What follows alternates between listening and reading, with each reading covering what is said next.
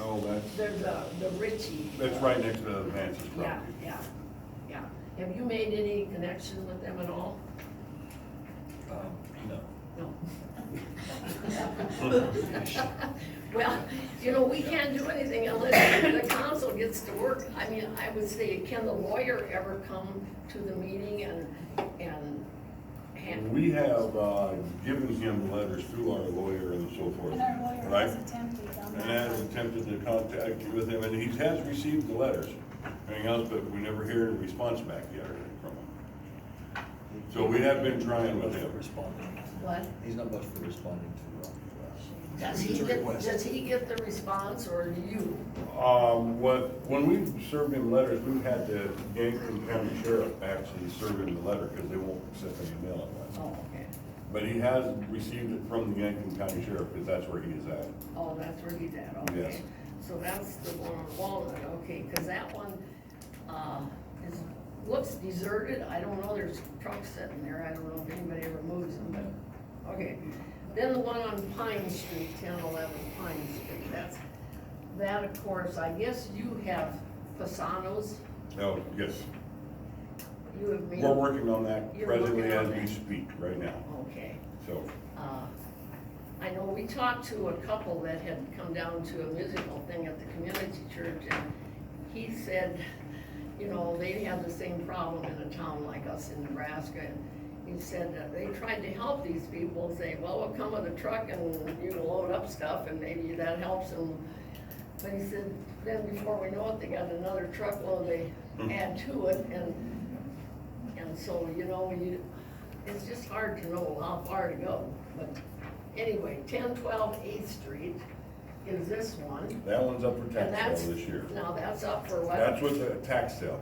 Okay. That's what the county assessor's office Okay, has, so- or treasurer's office So has told us. that's Ishmael House, right? Yes. Okay, and that, what do they do when the tax thing is ready? Is it, They just put out notice that there's gonna be this tax sale at the Tax courthouse sale. at such and such time, and people go over and buy it. now, is that possibly going to be what happens to the one that's over here in my Right. block? That's Yes. Virgil Harder? By Doug House. Yeah. Yes, that's same, supposed to be up for tax sale this year also, they Okay. told us, so. So the county will let us know. Yes. probably when, okay. Well, that's good to know that those might be good. We've lived with this one a long time already, and Mhm. it's in my block. I get nervous about what's living in there, because it's got a lot of opportunities. Okay, the one on, 907 7th Street, that's over there. That, Okay, yes, I know which one Yeah. that one is too. yeah, that doesn't look like it's inhabited. Nobody's inhabited it, and Yes. we end up mowing it most all the time. I don't think nobody else ever mows that, do they, besides us? And that, So, do they get notices that, they have, but I don't think we ever got a response from them either, have we? Off the top of my head, I just know I have to back. Yeah.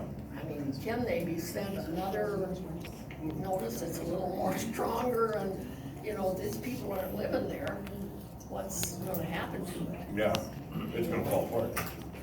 That's Well, right. it's already damaged. And of course, Chestnut Street, that's, Oh. the 906 Chestnut, that's, let's see, where is it? Oh, yeah, 706, I had 906, okay. That one there is his house.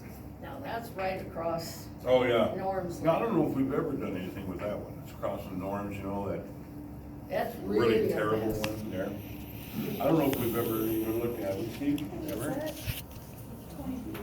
Well, No, that no. one, you need to all drive in the alley and go Yeah. by it. Yeah, I know what you mean on that one. It's horrible. But I honestly can't remember us ever, What was the address? it's that one across from Norm's. It's in the east, Because right back there's of one Melissa's south of Cafe. Main Street, so it'd be 700 something, we've sent notices stuff to. That would have to be. I mean, it's a. That's who that is? Yeah. Okay. Yeah.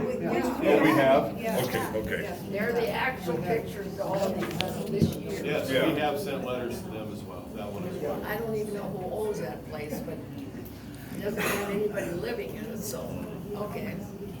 And then on Bluff Drive, this is where those, when you go up Yeah. to the base of. We've, Bluff. well, we always have to send him notice to mow. and then you find the windfall halfway.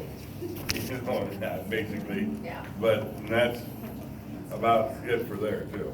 I mean, we actually at one time, we had him, and he did actually clear out a bunch of trees and got rid of a bunch of pile of wood and that stuff that was there one time, so.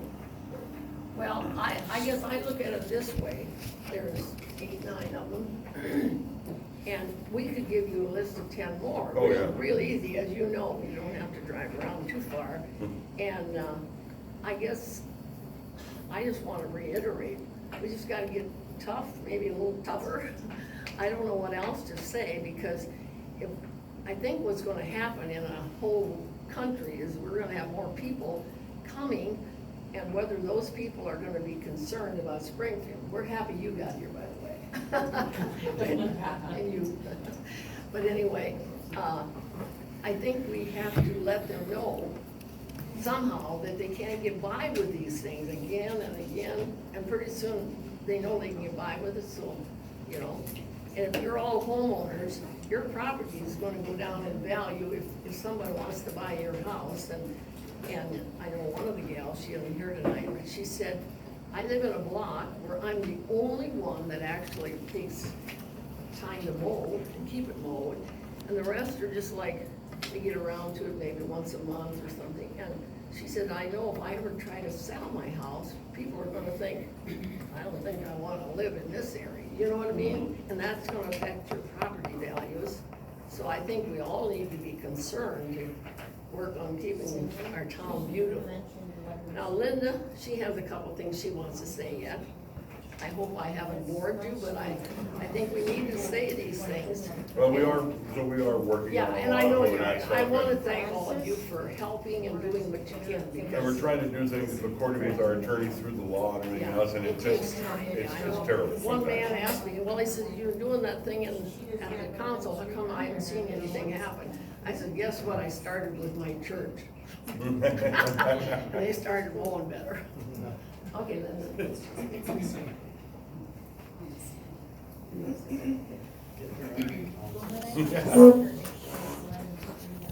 What I'd like to say is a lot the same as what Francis said.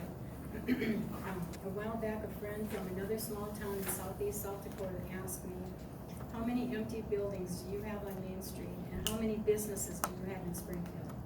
She proceeded to tell me how in their town, all the buildings on Main Street are full and their town is booming.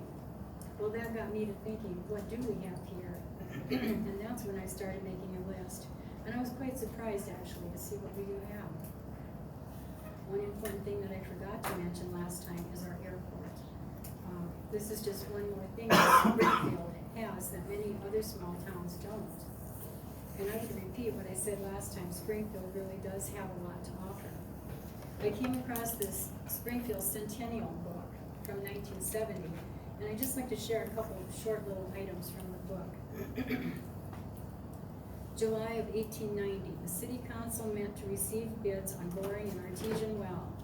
On September 4, the decision was made to put down an 8-inch well on Oak Street between 8th and 9th Streets. Work progressed through the fall of 1890. The first flow in the well was hit on December 25 at a depth of 460 feet. Many wells were dug in the area immediately following the success with the Springfield well. November 1890. The Springfield Brick and Tile Company have just completed a kiln of about 50,000 of the best brick ever made in this vicinity. April 1891, the Businessmen's Association met and discussed the possible laying of water mains and establishing an organized fire department. June 1895, Sam Henderson has commenced work on a cement walk in front of his residence and will use Yankton cement.